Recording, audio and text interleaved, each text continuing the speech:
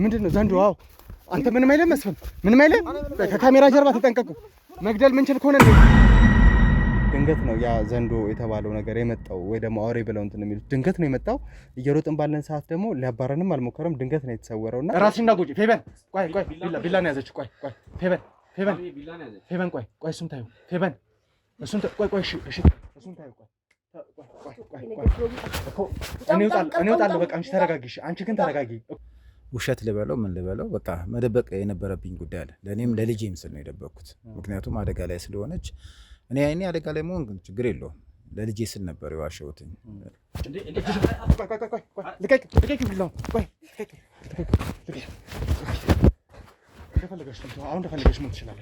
አንድ አካባቢ ስለነበርን ከሱ ጋር በመቀራረብ ከሱ ጋር አብሮ ብዙ ነገር ስላሳለፍን በዛ ምክንያት ነው ከሷ ጋር ራሱ የተገናኘሁት እና በጣም ወዳጅ ጓደኛ ነበረኝ። አብረን የገባ ነው እዚህ ጠንቋዩ ጋር ረጅም ጊዜ ረጅም ዓመታት።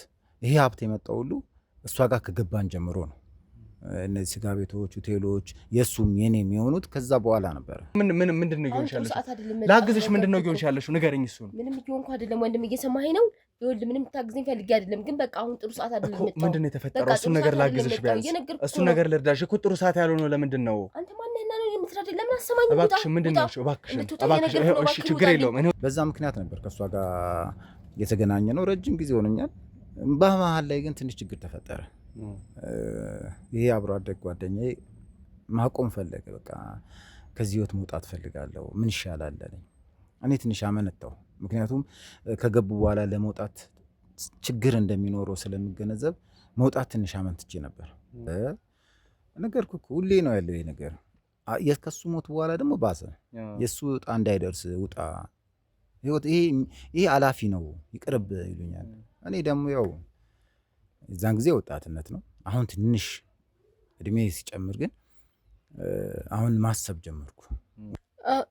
እኔ ሳሎን እንዳልኩ እህቴ ናት ብለን ብታስታውሰው፣ ግን በቃ ያላችሁ እናንተ ከኔ ውጪ ምንም መኖር አትችሉም፣ ለእኔ ቀኝ እጄ ናችሁ፣ ምን ነገር ማድረግ አትችሉም ምናምን ብላ በጣም ብዙ ጊዜ አስፈራርታኝ ታውቃለች። እና እኔ ራሱ እህትሽን በህይወት እንድትኖር የምትፈልጊ ከሆነ አርፈሽ ተቀመጭ ትለኝ ነበር። ማለት ያው ከዚህ ህይወት ለመውጣት የተሻለ መሞክረው እኔ ነኝ እንዳልኩ።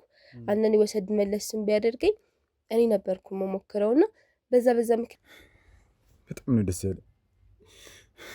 የእውነት በጣም ደስ ብሎኝ፣ ምክንያቱም እንደዚህ ያገኛታል ብዬ አላሰብኩ ነበር። አእምሯ ጥሩ ስሜት ላይ ይህ የነበረ ጭራሽ አይመስለኝም ነበር። የእውነት በጣም ደስ ብሎኝ። ልጅ እንደዚህ ጤነኛ ነች እንዴ? እንደዚህ ታስተውላለች? በእንደዚህ አይነት ሁኔታ አገኛታል ብዬ ፈጽሞ አላሰብኩም ነው። ሁለቱም አሉ። አሁን አንደኛው የእሷ በጣም ቀኝ እጅ ነው ብያለሁ። ብዙ ነገሮችን ከዘንዶንም ሁሉን ነገሮች እንቅስቃሴ የሚያደርገው እሱ ነው። እሱ ግልጽ የሆነ ከእሱ የበለጠ እንደውም የሚቀርብ ሁሉ እየመሰለኝ ነው። አሁን ነው እየተረዳሁት ያለሁት። አሁን እሷ በጣም የምታምነው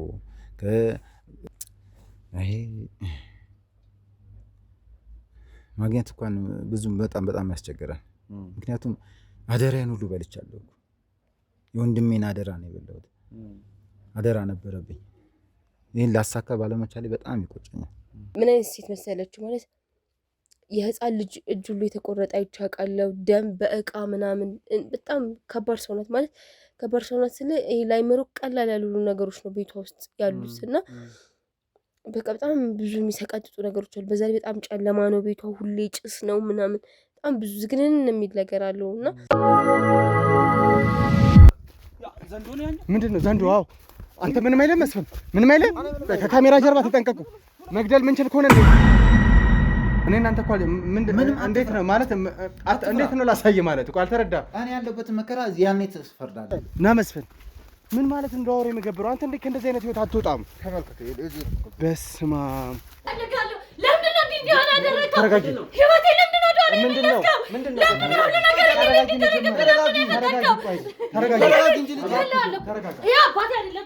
እንትን ያልኩት አንደኛው ልጄ ሆዴ ውስጥ ሆኖ ነው የጠፋው። እናንተ መፍትሄ እንትን ብላችሁ እንዳሸሹኝ በሚል ነው። ትናንትና ወጥመድ ውስጥ ነው። ያው ሴትዮዋ ሁሌም በምታወራው መንገድ እናንተንም ሰው እያዘጋጀችም ስለነበረ ለምን አልቻልሽም? ያንን እኔ ለህይወት ያሰጋኛል እንዴ። እሷን ላድን በሄድኩ ቁጥር እኔም አጣለሁ፣ ልጄንም ራሴንም አጠፋለሁ። ትናንትና እኮ ብያለሁ እኔ ለህይወቴ ስለሚያሰጋኝ ነው። ስለዚህ እንዴት ነው ከእሷ ጋር እንደዚህ አድርጊልኝ እምላት? እሷን አትስማት። እሷም ክዳኛለች። አባቴ ሁሉም ሰው ክዶኛል። እኔ የሚፈልገኝ ሰው የለም። አትስማት። እሷም የሷ ተባባሪ ናት። አትመኗት። አውሬ ነች። አውሬ ነች።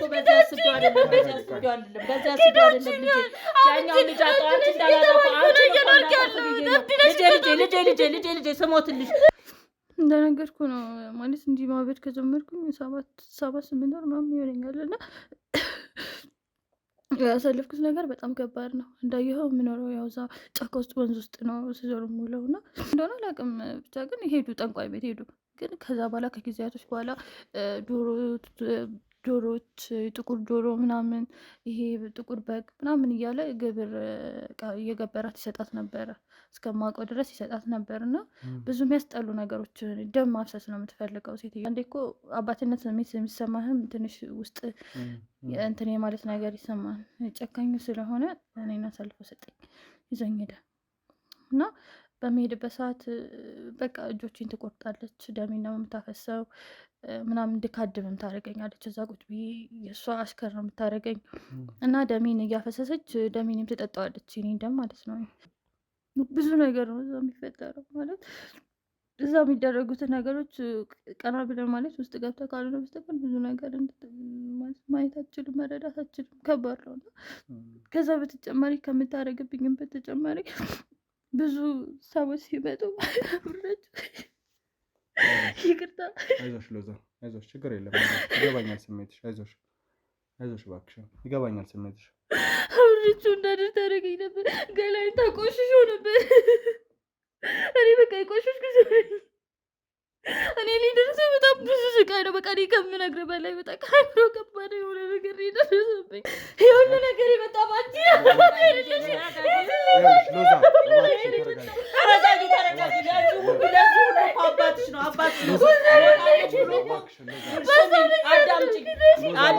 አዳምጪ ልጄ ይህን ነገር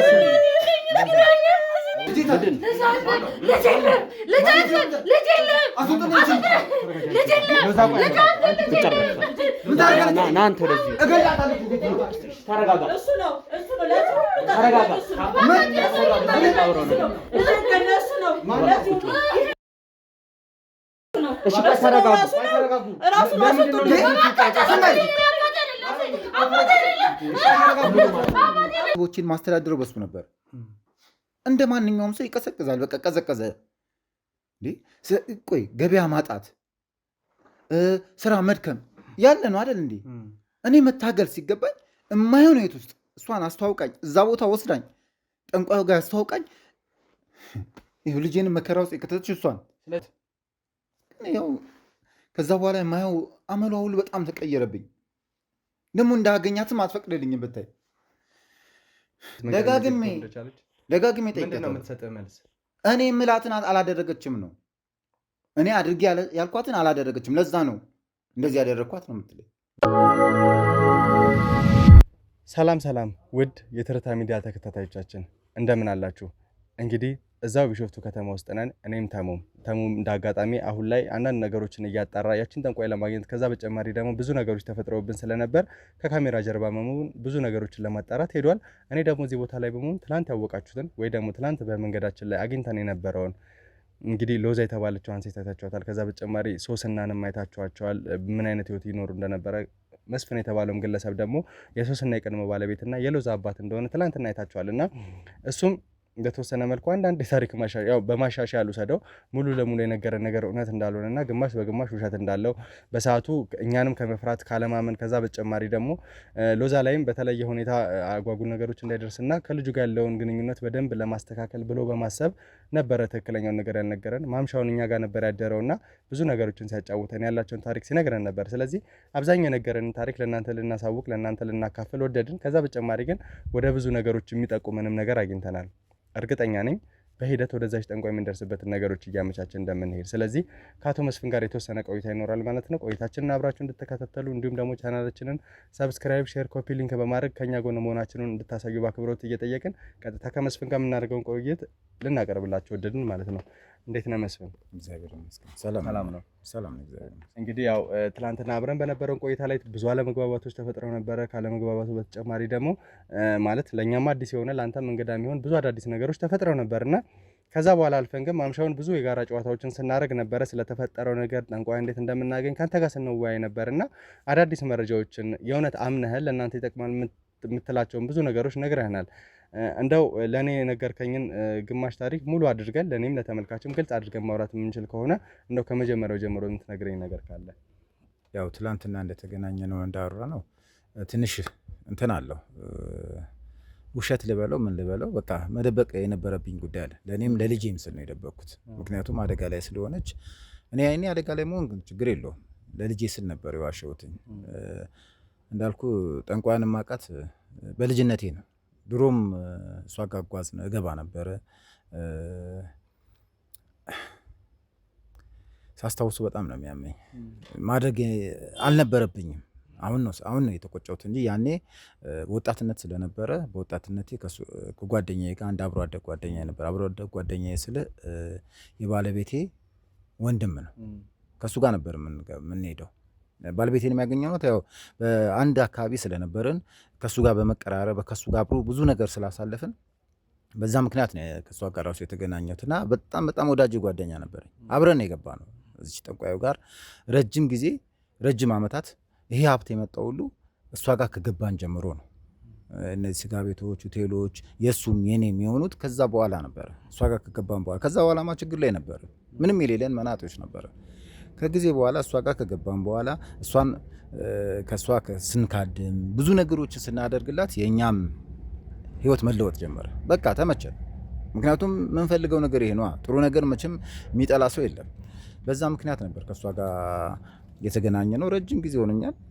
በመሀል ላይ ግን ትንሽ ችግር ተፈጠረ። ይሄ አብሮ አደግ ጓደኛዬ ማቆም ፈለገ። በቃ ከዚህ ህይወት መውጣት ፈልጋለሁ፣ ምን ይሻላል አለኝ። እኔ ትንሽ አመነታው። ምክንያቱም ከገቡ በኋላ ለመውጣት ችግር እንደሚኖረው ስለምገነዘብ መውጣት ትንሽ አመንትቼ ነበር። ቢሆንም በሱ ውሳኔ እኔም እናቆም፣ ይቅርብን፣ ህይወታችን ከዚህ በለጠ ለስጋችን ስንሮጥ ነፍሳችንን ነው የምናበላሸው የምናጠፋው ሲለኝ እሺ ብዬ ወሰንኩኝ። እሺ ብዬ ስወስን አሁን የነበርንበትን ወደ ታች መውረድ ጀመርን።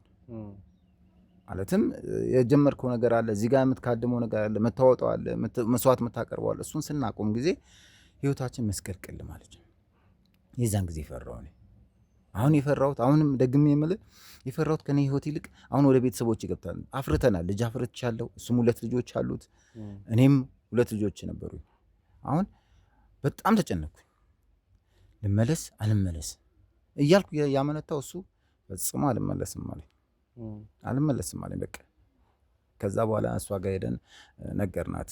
በቃ ማቆም እንዳለብን ይሄ ነገር ለህይወታችን አስጊ ነው፣ ህይወታችንን እያበላሸ ነው ብሎ ስነግራት እንግዲያውስ ልጆቻችሁ ለኔ አንተን መንፈስ አለች። እሱ ነው የበለጠ ደግሞ አንተ የምታቆም ከሆነ ድጋሜ ተመለሰ እኔ ማገልገል ካልጀመርኩ ያንተን መንፈስ ወደ ልጆች ነው ማደርገው አለች።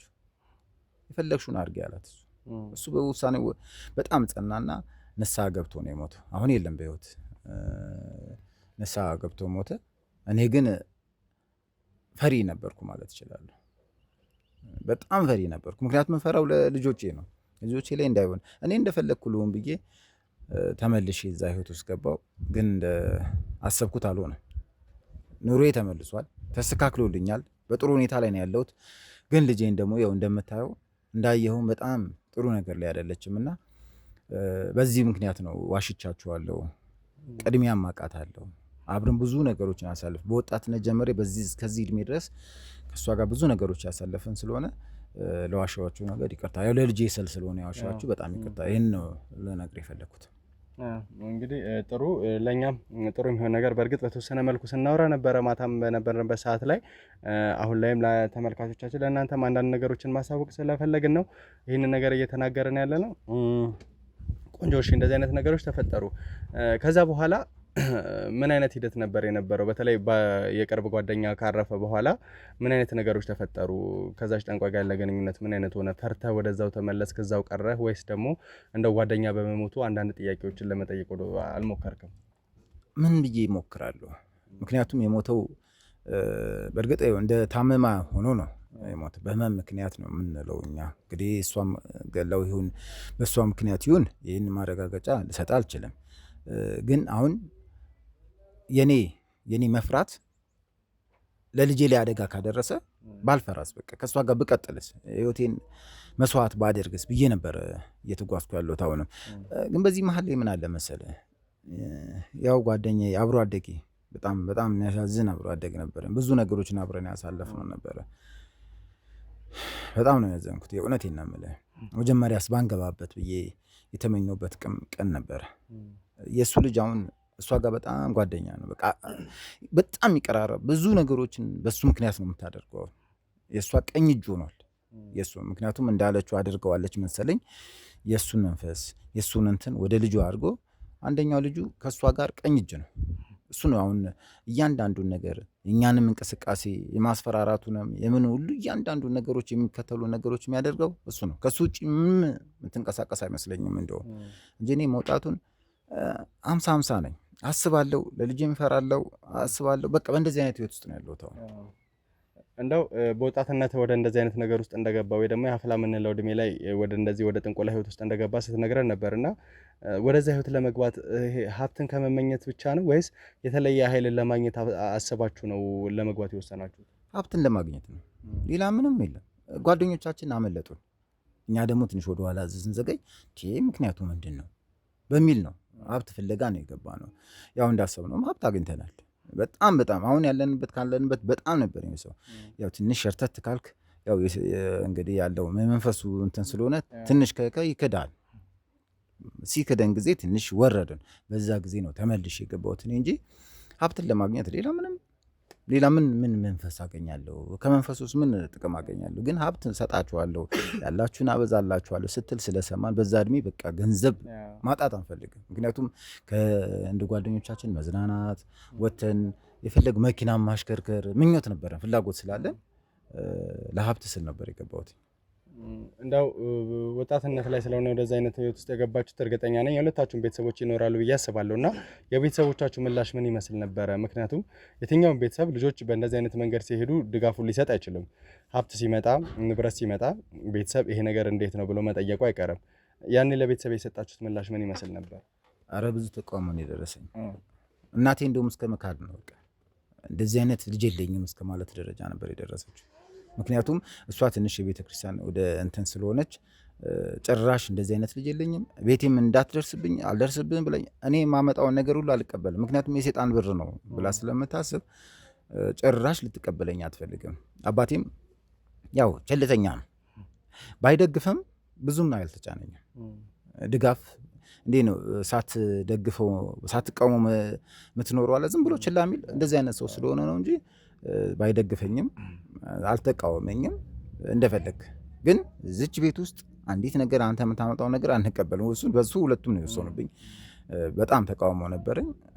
ግን ያው እኔ ጥሞኛል። አንዴ ስትገባበት ይጣፍጣል። ምክንያቱም የምታገኘው የምታፈሰው በጣም ብዙ ብር ነው ይገባል። ከምትሰራው በላይ ላብ ሳታወጣ የምታገኘው ብር ደግሞ ታውቃለህ ማውጣት ስለሆነ ገንዘቡ ስለጣፈጠኝ በወጣትነቴ ከጓደኞቼ በላይ ሆኜ ስለታየውኝ ገንዘቡን ምንም አልሰማቸውም እንጂ የቤተሰብ ተቃውሞማ ኧረ በጣም በጣም ከባድ ነበር። የጓደኛስ ቤተሰብ ምን ይመስል ነበረ? ያው አብሮ አደግ ከሆናችሁ አንዳንድ ቤተሰብ ብዙ ጊዜ ጓደኛው ላይ ይጠቁማልና እሱ እኮ ነው ያበላሸው፣ እሱ ነው ወደ እንደዚህ አይነት ህይወት ውስጥ እንዲገባ ያደረገው የሚልና በዛ ማለት እንደው የቤተሰቦቻችሁ መሀል ግጭት አልነበረም? አለመስማማት አልነበረም? አይ እንደዚህ አይነት ነገር እንኳን አልተፈጠረም። ምክንያቱም ከኛ የበለጠ እነሱ በጣም ቀረቤት አላቸው። በእነሱ ምክንያት ነው እኛም የተቀራረብነው። ቤተሰብ በጣም ስለተቀራረበ ነው እኛም ወዳጅነታችን እንደውም ለትዳር ልጃቸውን እስከ መስጠት የደረሱት በቤተሰብ ቀረቤታ ስላለን ነው እንጂ እነሱ ምንም ያው ሁለታችንም ላይ ተገፍተናል። የእሱም ተቃውሞ አለው፣ የኔም ተቃውመናል። ችግር እንዳታመጡብን እዛ ሆኑ ብለውናል። ግን የሁለቱ በጣም ቀረቤታ እስካሁን ድረስ እንደቀጠለ ነው። እኛንን ርቀን ያለ ነው። እንደምታየኝ እንደባከንን ነው። በየአካባቢው እንባከናለን እንደዚሁ እንጂ ቤተሰብ ጋር እነሱ ምንም ችግር አልፈጠረባቸውም። ከዛ በኋላ ጓደኛ በህይወት እንደተለያችሁ ወይም ደግሞ እንደዚህ አይነት አደጋ ደርሶበት ራሱን ማዳን ሳይችል ንስሐ ገብቶ ራሱን ማዳን ሳይችል አልልም። በየትኛውም እንግዲህ ክርስትና እምነት፣ የእስልምና እምነት፣ የትኛውም አይነት እምነት ላይ ተከታይ ያላችሁ ተመልካቾቻችን በምናምነው እምነት እንደምንድን እናውቃለን። ለዛ ነው ደግሞ ያንን እምነት አጥብቀን የምንይዘውና የእናት አባቱን እምነት የሚያምነውን እምነት ተከትሎ ንስሐ ገብቶ ነው ያረፈውና ይሄ ለሱ በጣም ትልቅ ስኬት ነው፣ ትልቅ ነገር ነው። ነገር ግን እሱ ካረፈ በኋላ በተለይ ጠንቋዩ ገላለ የሚል ዛቻ ዝታበት ስለነበረ እናንተ ጋር የነበረው ድንጋጤ ምን ይመስል ነበር? ይህንን አካባቢ ላይ ሲሰሙ የነበሩ ለአንተ የቅርብ የነበሩ ሰዎች ምን አይነት ስሜት ተሰማቸው? ከዚህ ነገር ውጣ ብለው አልገፋፉህም? አረ ነገርኩህ እኮ ሁሌ ነው ያለው ይሄ ነገር። ከሱ ሞት በኋላ ደግሞ ባሰ። የእሱ ዕጣ እንዳይደርስ ውጣ፣ ህይወት ይሄ አላፊ ነው ይቅርብ ይሉኛል። እኔ ደግሞ ያው የዛን ጊዜ ወጣትነት ነው። አሁን ትንሽ እድሜ ሲጨምር ግን አሁን ማሰብ ጀመርኩ። እውነት ነው በወጣትነት ማንንም አትሰማም። ራስን ብቻ ነው ልብን ደፍነ ስለ ራስህ ብቻ ነበር የምታስበው። አሁን እድሜ ከፍ ካለ በኋላ ግን ለምንድን ነው ከዚህ ህይወት መውጣት ያቃተኝ ምንድን ነው እያልኩ መጨነቅ ጀምሬያለሁ እንጂ ተጽዕኖማ በጣም የእሱ ህይወት ይገጥማል። እንደውም አንተ ንስሐ ሳትገባ ነው የምትሞተው ነው የሚሉኝ። ምክንያቱም ሀሳቡ ስለሌለኝ ነው መሰለኝ። አንተ እሱ በንጹህ ንስሐ ገብቶ ነው የሞተው። አንተ ግን ንስሐ ሳትገባ እንዳትሞት ተው ይቅርብ የሚለኝ ሰው በጣም ብዙ ነው። ግን ያው እስኪ እንግዲህ እግዚአብሔር ያውቃል። እንግዲህ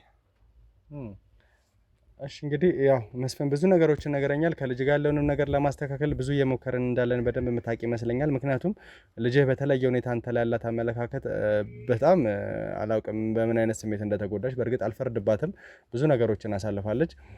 ከዛ ውጭ ግን አንተም የአባትነትን በተወሰነ መልኩ ለምን ይሄን ነገር እንዳደረገ ብዙ ስታስረዳኝ ነበረ። ትላንትም እኔም ለመረዳት ሞክሬያለሁ። እንዲሁም ባለቤት የነበረችው ሶስናም ብዙ ችግሮችን ፈጥራ ብዙ ነገሮችን አሳልፋ እንደነበር እናውቃለን። እና ከሶስና ጋር የተለያያችሁበት ምክንያት ምን ይመስል ነበር? እንደው አንተ ከዛ ህይወት ለመውጣት ስትል፣ ምክንያቱም ትላንትና የነገርከኝ ሌላ ስለሆነ ነው እሷ ነች እዚህ ሁሉ ነገር ውስጥ የከተተችኝ ብለህ ትክክለኛውና አሁን ያለው ማንነትህ ግን ከሷ ወንድም ጋር የተለየ ቅርበት እንደነበራችሁ አብሮ አደግ ጓደኛ እንደነበራችሁ ነው። እና የትዳራችሁ መለያያ ምክንያት ምንድን ነበረ? ይሄ የእምነት አመለካከታችን ነው። እሷ እንዳቁም ትፈልጋለች፣ እንድተው ትፈልጋለች። እኔ ከተውኩ ደግሞ የእሷም ህይወት ምስቅልቅል እንደሚል ነው እኔ ደግሞ ማስበው። እሷ ተው ይሄን በቃ ይቅርብ፣ ጥሩ አይደለም ትለኛለች።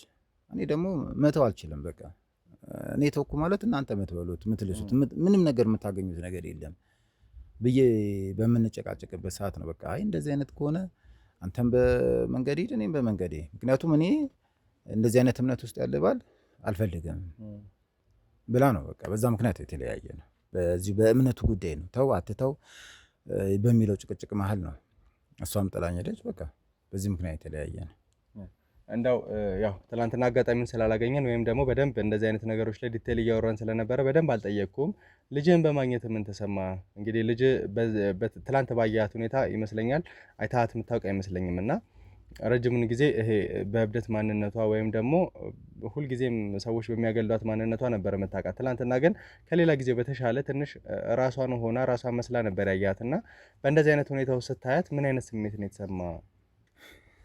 በጣም ነው ደስ ያለ፣ የእውነት በጣም ደስ ብሎኝ። ምክንያቱም እንደዚህ ያገኛታል ብዬ አላሰብኩ ነበር። አእምሯ ጥሩ ስሜት ላይ ይህ የነበረ ጭራሽ አይመስለኝም ነበር።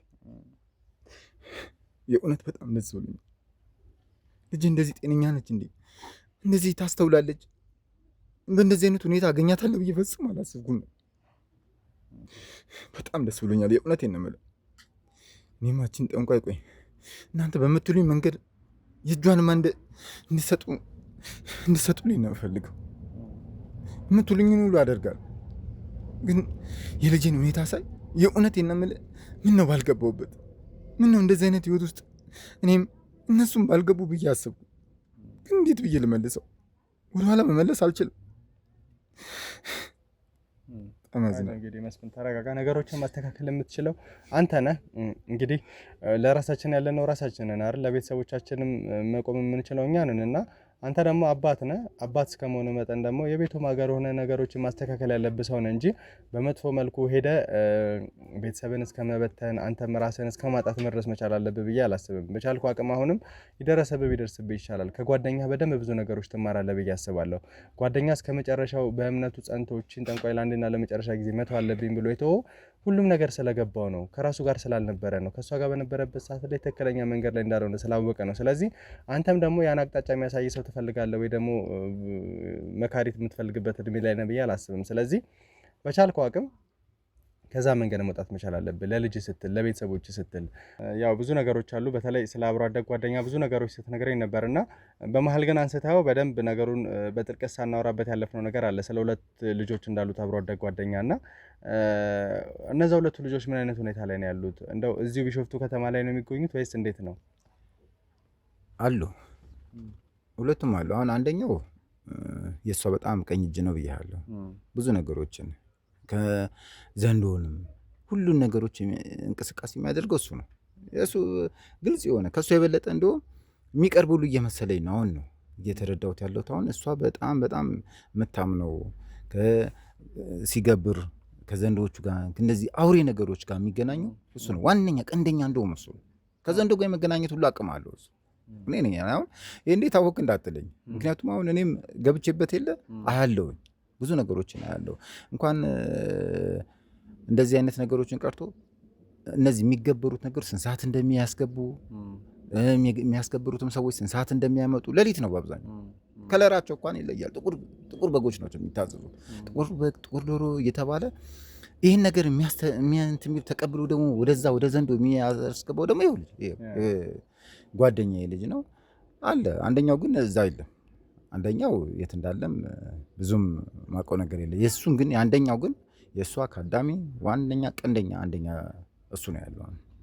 እንግዲህ በነገራችን ላይ ትናንትና ተመልካቾቻችን ለእናንተም በደንብ ግልጽ ሳናደርግ ነበር ያለፍነው። አገባባችን ላይም ያው ከአቶ መስፍን ጋር እኛ በደንብ ስናወራ ስለነበር ማምሻውን ለዛ ነው እንደው ዘንገት አድርገ ነው ለእናንተም በደንብ ያልተናገር ነው። እና ስለ ዘንዶ አንዳንድ ነገሮች አላወራንም ነበረ። ምን ያህል በአስደንጋጭ ሁኔታ መጥቶ እዛ ቦታ ላይ እኛ ላይም ጉዳት ሊያደርስ እንደሚችል አቶ መስፍን ሲናገር ነበረ። እዛ ቦታ ላይ ድንገት ነው የመጣው። በጣም የሚሸት በጣም እኔ እንጃ ላይንም ለጭንቅላት የሚከብድ ቦታ ነው። የተለያዩ ቆዳዎች አሉ፣ የተለያዩ የዚህ አጽሞች አሉ፣ እግሮች አሉ ምናምን እዛ ቦታ ላይ። ከዛ በተጨማሪ ድንገት ነው ያ ዘንዶ የተባለው ነገር የመጣው ወይ ደግሞ አውሬ ብለው እንትን የሚሉት ድንገት ነው የመጣው። እየሮጥን ባለን ሰዓት ደግሞ ሊያባረንም አልሞከረም፣ ድንገት ነው የተሰወረውና ማለት ይሄ ነገር ትንሽ ግራ ስለገባኝ ነው መስፍን። ከዚህ በፊትም ያቺ ጠንቋ የተባለችው ሴት እባብ ጠርታብን እኛ ተሯሩጠን እንድንሄድ አድርጋ ነበረ። እንደዚህ አይነት ነገሮች እንደሚፈጠሩም እያየን ነበር እና ትላንትና ከሌላው ጊዜ ብዙም አልተደናገጥንም፣ ግን ያስፈራል በእውነቱ እዛ ቦታ ላይ መገኘት። እንዴት ነው ይሄን ሁላ ነገር ሊሆን የቻለው? እንዴት አንተ ግቢ ውስጥ እነዚህ ነገሮች ሊገኙ ቻሉ? ሆን ብለህ ነው እዛ ጋር የምጥላቸውስ? እነዚህ የተለያዩ የከብቶች የዶሮ የበግ እንትኖችን ቆዳዎች ምናምን የተገኙት እነሱ ግብር ናቸው። አሁን እናንተ አጋጣሚ የመጣባችሁ ምንድን ነው የመገበሪያው ሰዓት ስላለፈበት ሰዓት አለው። በቃ ትክክለኛ ሰዓት መገበር እንዳለብኝ እሷም የነገረችኝ ነው። አሁን ትንሽ ስለዘገየውበት ነው ወደ እናንተ ላይ የመጣው። እዛ ጋር ያያቸዋቸው ነገሮች በሙላ እኔ መገበራቸው ነው፣ ግዳጆች ናቸው። አሁን በዚህ ነው የምፈራው። ይህን እያየው እንግዲህ አትፍራ ማለት በጣም ይከብዳል። ይህን ዘንዶ እዚህ ጋር ስላለ ሰዓት እንኳን ላቆም ሰዓት ሳሳልፍ ይኸው እናንተ ላይም አደጋ ለማድረስ ሁሉ የሚደርስ ሁኔታ ነበር ያያችሁት። እነዛ የምታያቸው ቆዳዎች፣ አጽሞች፣ ምኖች ሁሉ እኔ ለሱ የምገብረው ነገር ነው። እንደውም ብዙ ጊዜ እኮ አይታይም፣ ብዙ ጊዜ አይታይም። ምክንያቱም እኔ አስቀምጬ ነው አላየው፣ ማስቀምጬለት ሄዳለሁ። ዞር ስል ግን ምን ሰዓት እንደሚወስዱም አላውቅም፣ ምን ሰዓት እንደሚያነሳውም አላውቀውም። ጥቁር በግ በቃ ጥቁር በጎች ናቸው። ለስጋ ቤቱ ያው ስጋ ቤት ስላለኝ ስጋ ቤት አንድ ሳስገባ ለእሱም አንድ አስገባል። ይሄ ግዳጄ ነው። እንደዚህ መሆኑ ግን ያው እንደምታይ ኪሳራ ነገር ያለ። እኔ በጣም የሚገርመኝ ነገር ይሄ ነው። አንድ በሬ ካስገባው ለሱም ማስገባት አለ፣ በግ ካስገባው ለሱም ማስገባት አለ። እያንዳንዳችን እኔና እሱ አሁን እኩል ነው የምንጠቀመው ማለት ነው። ለሱ ካላስገባው ግን ልጆቼ ላይ በጣም ከባድ አደጋ ይደርሳል በሚል ይኸው እንዳይኸው በጣም የሚያስፈራ የሚሰቀጥጥ፣ በዛ ላይ የሚሸጥ በቃ ግቢ ሁሉ በጣም አሁን እዛች ቦታ ላይ በጣም ነው ሽታው እንዴት እንዳደረጋችሁ አይታችኋታል። በጣም ነው የሚሸጠው። ግን ምን ማድረግ አለብኝ? ይህንን እያየው የኔ ህይወት በጣም በጣም ምስቅልቅል የወጣው ያቺን ቀን የገባውበት ቀን። አሁንም ይሄ ዘንዶ ይኸው እሱን እያየው መውጣትም ያቃተኝ በዛ ምክንያት ነው። እንደው የተለየ ጉዳት ሊያደርስብህ ይሞክራል ግብሩን በአግባቡ ማትሰጥ ከሆነ? እስካሁን ድረስ ምንም አይነት ጉዳት ሊያደርስብኝ አልቻለም። ምክንያቱም እኔም በሰዓቱ ነው ማስገባው። ዛሬ ነው ትንሽ ዘግየት ያልኩት ከእናንተ ጋር ሳወራ እናንተን በማስተናገድ ላይ ያለው ነው እንጂ ሰዓት አዛንፌ ስለማላቅ ብዙም። ሁለተኛ ነገር ደግሞ እንደዚህ መጥቶ የሚናከስ አይደለም። በህይወት ላይ ነው የምትለኝ፣ አይነክስም። በህይወት ላይ ግን ጉዳት ያመጣል። በአንተ ባያመጣ በልጅ ላይ ነው ማስመጣው እያለችን ስለሆነ እስካሁን ድረስ ግን ጉዳት ማንም ላይ አላደረሰም። እንደው እዛ ቦታ ላይ ያው ልጅ እንደማትኖር አንተ ብቻ እንደምትኖር ነው የተረዳው። ሶስና ሌላ ቦታ ላይ ነው ያለችውና እንደው ብቻ መኖር ከዛ በተጨማሪ ደግሞ ይሄ ወጣ ገባ የማለት አይነት እምነት መኖሩ እንደው ጠንቋያ ያንተን ያለህበትን ሁኔታ አውቃ ወይ ደግሞ በእንደዚህ አይነት መንገድ እየሄድክ መሆኑን ተረድታ አንተ ላይ ጉዳት ለማድረስ ትሞክራለች ብለህ አልሰጋህም? ስጋቴ እሱ ነው። እንቅልፍም የለኝም እኮ እንዴት ብዬ ተኛለሁ? በዚህ እሱ እዚህ ሆኖ እንደዚህ አይነት ነገሮች የሚካሄዱበት ቦታ ላይ እንቅልፍም ብዙም አትተኛም። በጣም ነው የሚያሳቅቀ። ሁለተኛ ነገር ምንድን ነው ያው እንዳልኩ ነው። እሷ ትንሽ ሸርተት ካልክ ብዙ ነገሮችን እኔ የዕቃ መጥፋት የንብረት መውደም አይደለም የሚያሳስብ፣ የልጄ ነበር። በልጄን ባለችበት እሷ ላይ ህይወቷ ላይ አደጋ ታደርሳለች፣ እንደ ጓደኛዬ ትቀጥፍብኛለች ብዬ ስለማሰብ ብዙም እኔ ላይ ብዙም እንትን አልደረሰብኝም። እስካሁንም ያው ማስፈራራቱ አለ። በብዙ ነገር ነው የምታስፈራራኝ። ሀብቱን ተው፣ ሀብትን አይደለም ህይወትን ነው የምትለኝ። ሀብቴማ ከዚህ በፊትም ስለማቀው ወሮ ስለማቀው ብዙም አያስጨንቀኝም። በልጄ ስለምታስፈራራኝ እንጂ እኔ ብዙም እንትን የለብኝም። እሺ እንደው እነዚህ ሁለት ልጆች ብለህ የነገርከኝ ሰዎች አሉ። የአብሮ አደግ ጓደኛ ወይም ደግሞ እንደ ወንድምህ ማለት ነው የሚቻለው፣ የባለቤት ወንድም ማለት ነው። የእሱ ሁለት ልጆች በተለይ አንደኛው ሴት ነች ይመስለኛል። ሁለቱም ሴት ናቸው ወንድ ናቸው? ግራ ተጋባው እኮ ሴቶች ናቸው። ቅድም ስናወራ ወንድ ምናምን እያለን ስለነበር ይመስለኛል። አዎ እሱን እኮ ነው። ረጅም ጊዜ ሆናችኋል በቃ እንትን ካላችሁ? ኧረ ምን እኔም ያለሁበት ህይወት ምስቅልቅል ያለ አይደል እንዴ? ሀሳቦች ሁሉ በጣም ጥሩ ሁኔታ ላይ ስላልሆንኩ ነው። በቃ ሴቶች ናቸው፣ ሁለቱም ሴቶች ናቸው። ይቅርታ አድርግልኝ። ኧረ ችግር ማለት ጓደኛ ካረፈ በኋላ ተያይታችሁ አታውቁም ማለት ነው? ብዙም ረጅም ጊዜ ሆነ አይቻችሁ አላውቅም። ግን እሷ እዛ የጠንቋይ ቦታ ላይ ብዙ ነገሮችን እንደምትሰራ ታውቃለህ? እሱን አውቃለሁ። እሱንማ መረጃዎች አሉ እኮ። አሁን ማን እንዳለ ምን እንደሚያደርግ እኮ አሁን እነዚህ የነገርኩህን በሙላ እኮ ግድ እሱ ሲያቀርብ ማየት አይጠበቅም። እዛ ውስጥ ምናወራለን፣ የምንገናኝ ሰዎች ስለምናወራ በዛ ምክንያት ነው ይህን ሁሉ እንኳን ማወቅ የቻልኩት እንጂ አሁን አግኝቻት ከእሷ ጋር ስትሰጥ ምናምን ስታገኘው ዘንዶን ምናምን በአይኔ አላየው። ግን የሚወራው የሚደረገው ነው ይሄ ነው። እና ቅድምም በቃ በጣም በጣም ይቅርታ በጾታ የራሴንም ጾታ ለመርሳቴ ያጋጥማል አንዳንድ ጊዜ እንደዛ ነው ህይወት። ምክንያቱም ያለበት ሁኔታ በራሱ በጣም ከባድ እንደሆነ አውቃለሁና እንደው ከነዚህ ሁለት ሴቶች መሀል አንደኛዋ በጣም ቀኝ እጅ ሆና እንደምትሰራ አላውቅም። እንግዲህ እንደ ጠንቋይ ዛቻ ከሆነ ሁለቱም ላይ ጉዳት ልታደርስ ትችላለች እና አንተ ደግሞ እንዳየኸው አንደኛዋ ሴት በጣም ታዛዥ የጠንቋይ ቀኝ እጅ ሆና እየሰራች እንደሆነ ነበር ስትናገር የነበረው። ስለዚህ እንደው እሷን ማግኘት ጠንቋያን ከማግኘት ጋር በደንብ ጥሩ ስለሚሆን ምናልባት እነሱ የምናገኝበትን መንገድ ወይ መኖሪያ ቤታቸውን ታውቃለህ? ማግኘት እንኳን ብዙም በጣም ያስቸግራል። ምክንያቱም አደራዬን ሁሉ በልቻለሁ። የወንድሜን አደራ ነው የበላሁት። አደራ ነበረብኝ። ይህን ላሳካ ባለመቻሌ በጣም ይቆጨኛል። ያው እንዳልኩ ትልቅየዋ እዛው ነው የምታገለግለው፣ እዛው ነው የምትኖረው። ግን አንዳንዴ ትሄዳለች እሷን ለመጠየቅ ብላ ትሄዳለች። እንደሰማሁት ከሆነ ግን ያችኛዋ ትንሽ ጥሩ ሁኔታ ላይ እንደሌለች በኑሮም ጉስቁል ያለች እንደሆነች ነው የሰማሁት እንጂ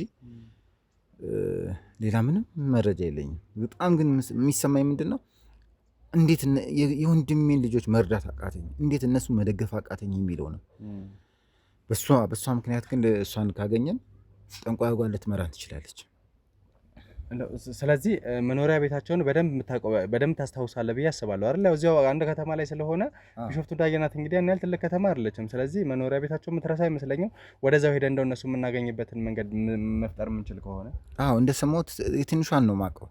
የትንሿን ወሬ የሰማሁት እንትን አለ፣ እናገኘዋለን።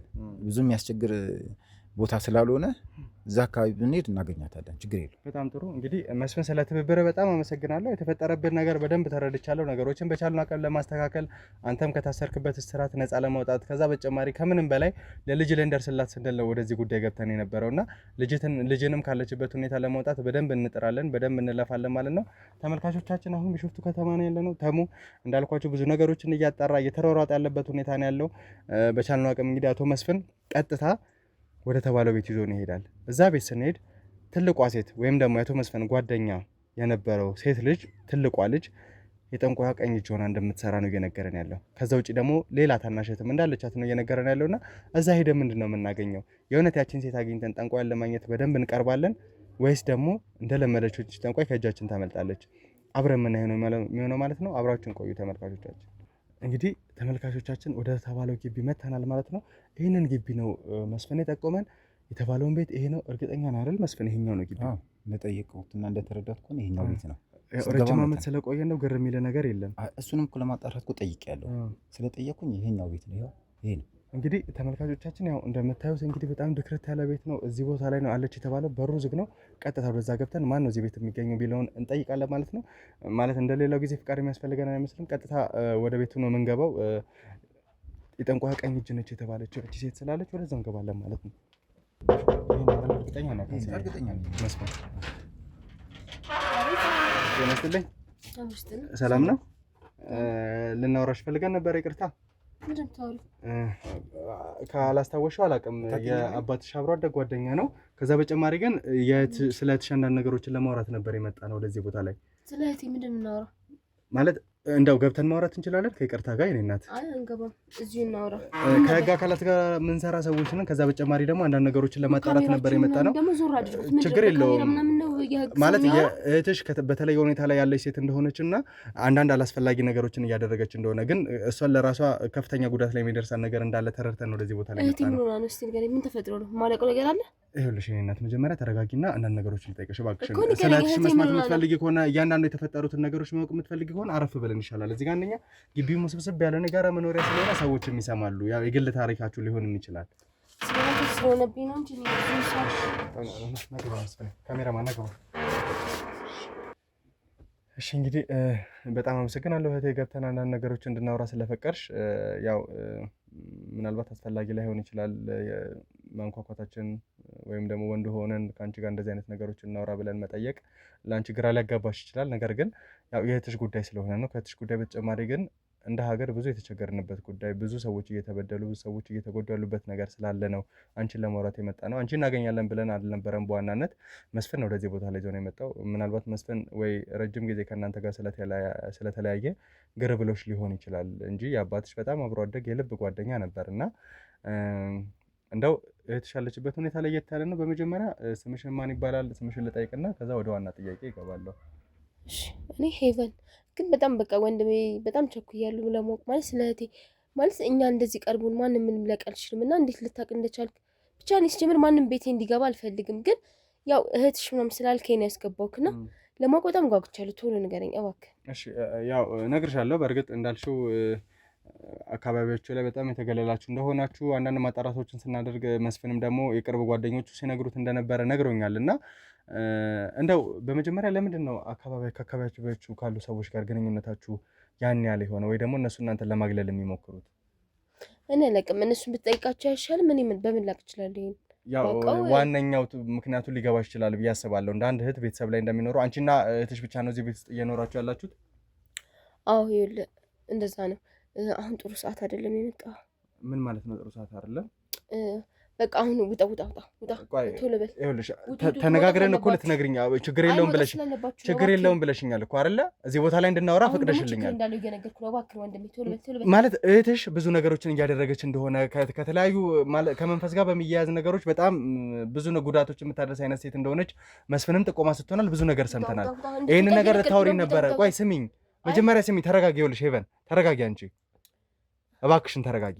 ያመመኝ ነው ውጣ። ይኸውልህ ማለት ፈቅደሽልኝ እኮ ነው እንድናወራ ሁሉ ነገር አስተካክለን ከገባን በኋላ ለምን እንደዚህ ሆነሽ? ችግር አለሽ? እሺ መቼ እኮ ምንድን ነው እየሆንሽ ያለሽው? ላግዝሽ ምንድን ነው እየሆንሽ ያለሽው? ንገረኝ። እሱን ምንም እየሆንኩ አይደለም ወንድም፣ እየሰማኸኝ ነው? ይኸውልህ ምንም ታግዘኝ ፈልጌ አይደለም፣ ግን በቃ አሁን ጥሩ ሰዓት አይደለም እኮ የመጣው። ምንድን ነው የተፈጠረው? እሱን ነገር ላግዝሽ ቢያንስ እሱን ነገር ልርዳሽ እኮ። ጥሩ ሰዓት ያልሆነው ለምንድን ነው? አንተ ማንህና ነው የምትረዳኝ? ለምን አሰማኝ? እባክሽ ምንድን ነው? እባክሽ እሺ ችግር የለውም እኔ እወጣለሁ፣ ግን እባክሽ ምንድን ነው እሺው? ጊዜ ማጥፋት መቻል የለብንም። ሰዎች በጣም እየተጎዱ፣ ሰዎች በጣም እየተበደሉ፣ ደማቸው እየፈሰሰ ነው ያለው። እነሱን ደግሞ መርዳት መቻል አለብን። አንቺም ደግሞ ተጠቂ ከሆንሽ እባክሽ እንርዳሽ እያለን ያለ ነው። ምንድን ነው እሺው? እባክሽ ተረጋጊ።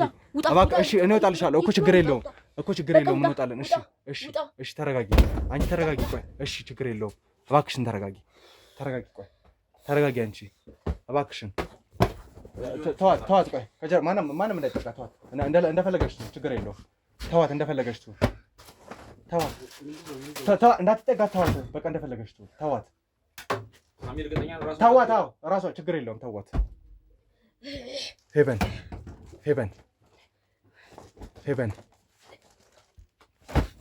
ተዋት። እንዳትነኳት። ችግር የለውም እንዳትነኳት። ሄቨን ተረጋጊ። ሄቨን ቆይ ሄቨን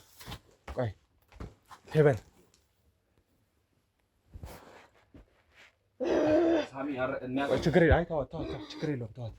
ተዋት። ሄቨን ተረጋጊ። መጀመሪያ ሄቨን ተረጋጊ። ሄቨን ቆይ እራስሽን እንዳትጎጂ። ሄቨን ቆይ ቢላ ነው ያዘችው። ቆይ ሄቨን ቆይ እሱን ታዩ። ሄቨን እሱን ቆይ እሺ እሱን ታዩ። ቆይ እኔ እወጣለሁ። በቃ አንቺ ተረጋጊ። አንቺ ግን ተረጋጊ እኮ። ቢላውን ጣዩ። ራስሽን መጉዳት መቻል አይለብሽም። ቢላውን ጣዩ። ምንድን ነው የሆንሽው? ተገሪኝ። ቆይ እጅሽን ልቀቂ ቢላውን። ቆይ እንደፈለገሽ አሁን እንደፈለገሽ ምን ትችላለሽ? ችግር የለውም። ሌላ ነገር ካለ ለመቀበል እንሞክራለን። ተረጋጊ።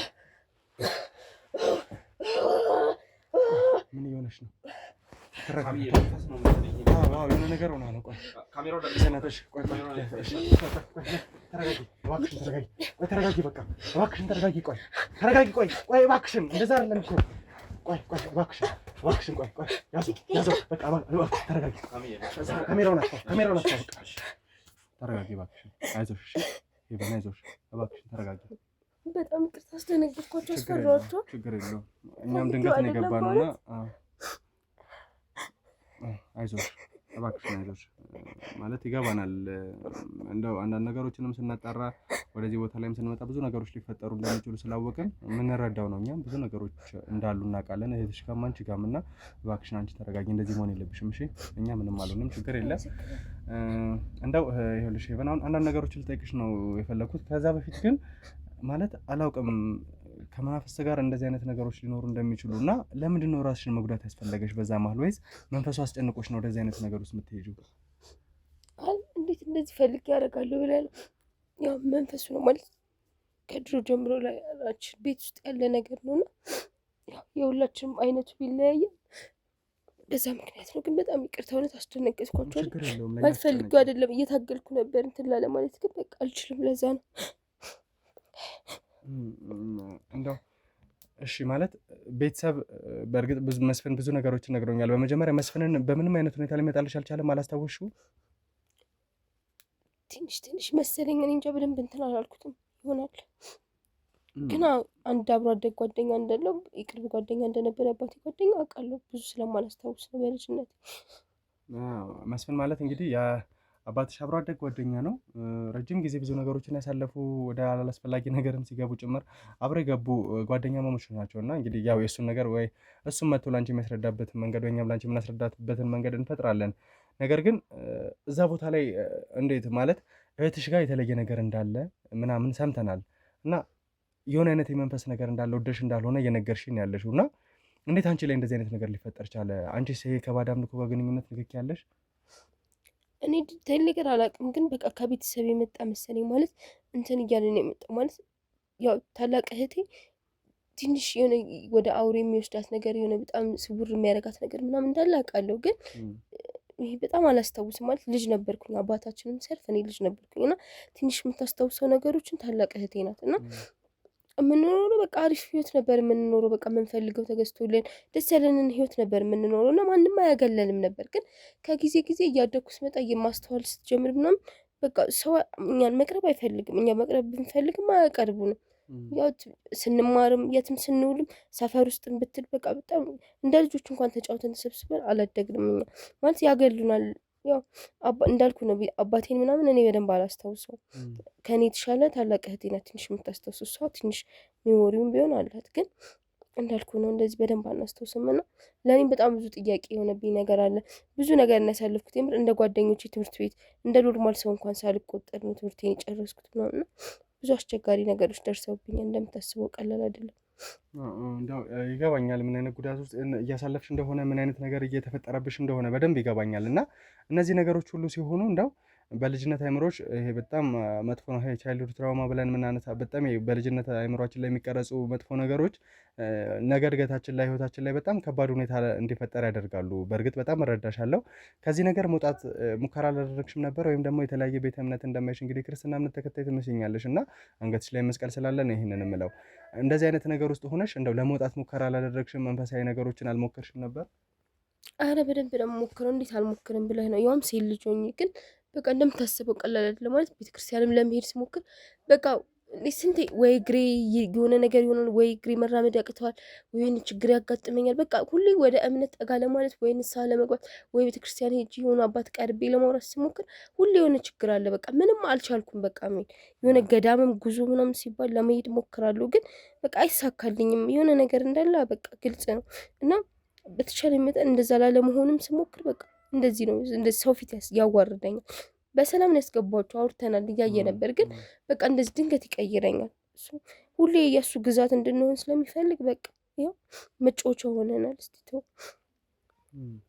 ይሄ ለሰው ልጅ ምን ያህል ማለት ከሰው ልጅ ከኖርማል አኗኗሩ ወጣ ያለ ነገር ሲኖር ምን ያህል ልትታይና እንዴት ልትደረግ እንደምትችል አስበው።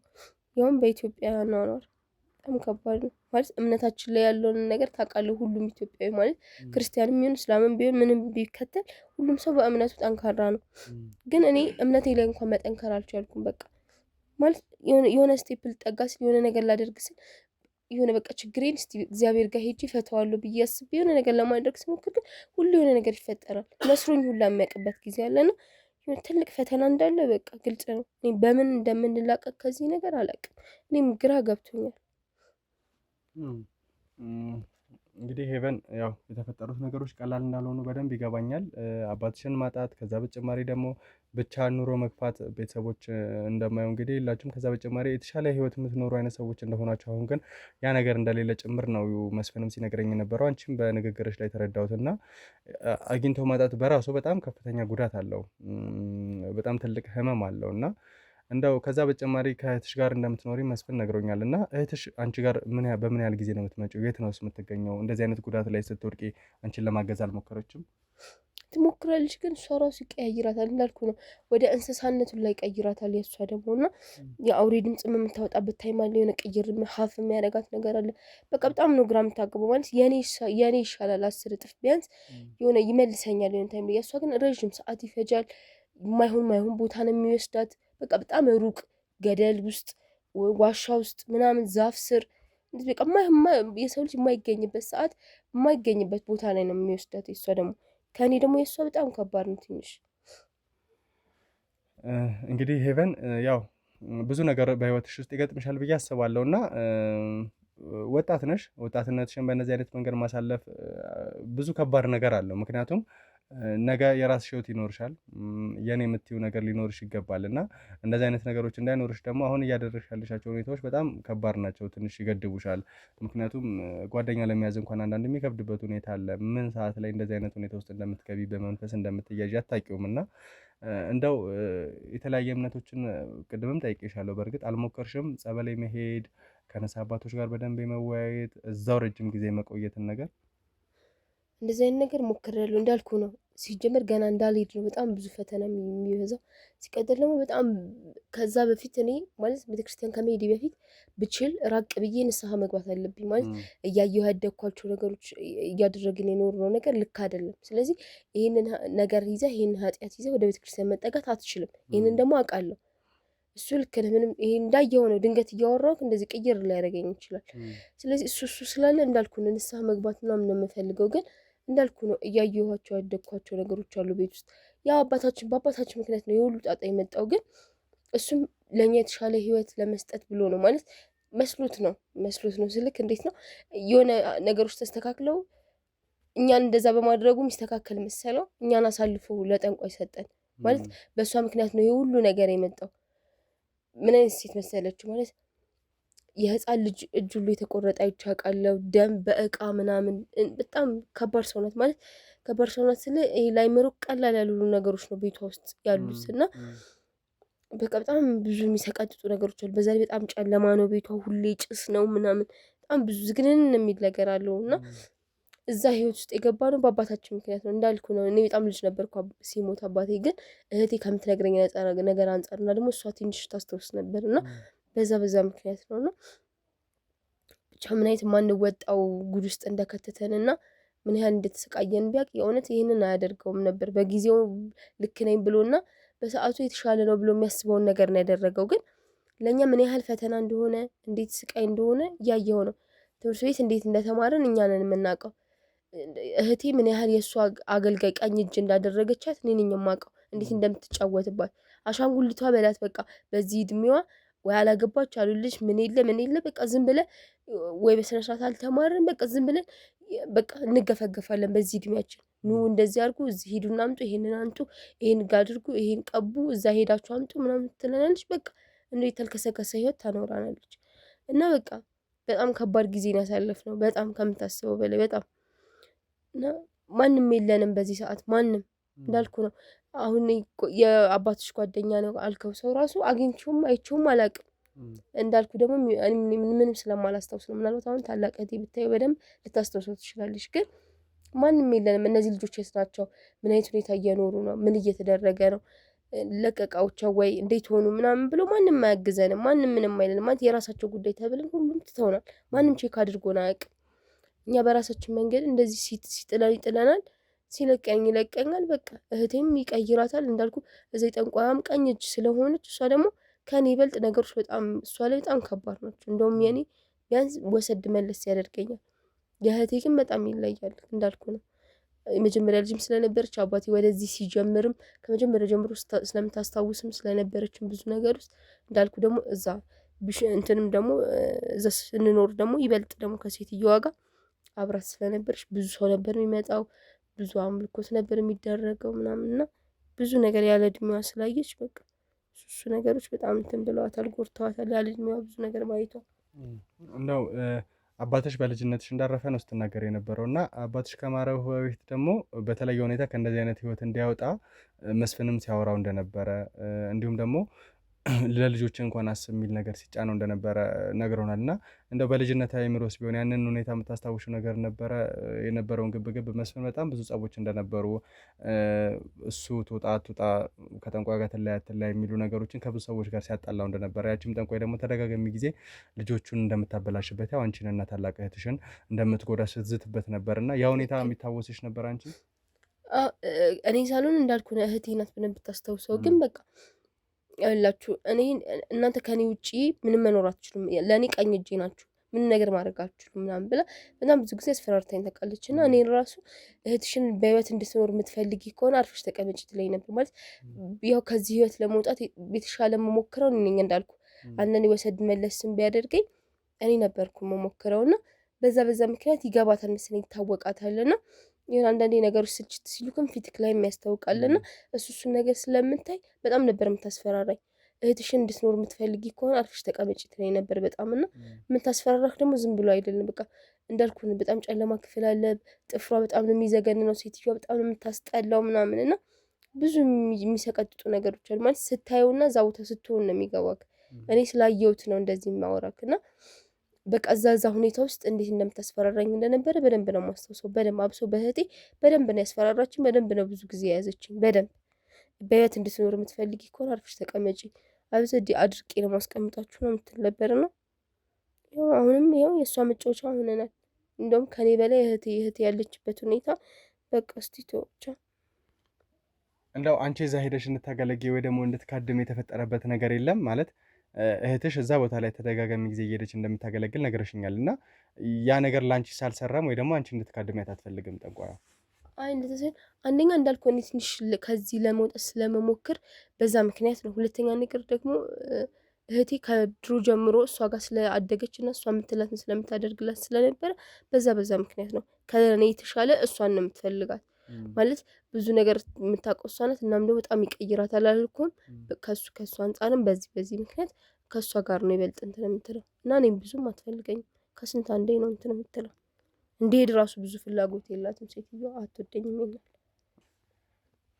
እንደው መስፍንም ሲነግረኝ በፊት ላይ በጣም የተሻለ ህይወት የምትኖሩ ሰዎች እንደነበራችሁ፣ አሁን ላይ ግን ያኛው ህይወታችሁ እንደሌለና በጣም በመጥፎ መልኩ እየኖራችሁ እንደሆነ ድክርት ያለ ኑሮ እየኖራችሁ እንደሆነ ነው ሲናገር የነበረው። እና ቅድምም ነግሬሻለሁ፣ አግኝቶ ማጣት በራሱ በጣም ከባድ ነው እና ይህን ነገር እንዴት ተቋቋማችሁ? ሴቶች ናችሁ፣ ብዙ ፈተና ብዙ ችግር አለ። ከዛ በተጨማሪ ሴትነት በራሱ ወጪ ነው እና ተፈጥሮ የሚያስገድዳችሁ ወጪዎች እንኳን አሉ። እንደ ሴት ብዙ የሚያስፈልጋችሁ ነገር ይኖራል። ይህን ነገር እንዴት ነው እያሟላችሁ ያላችሁ?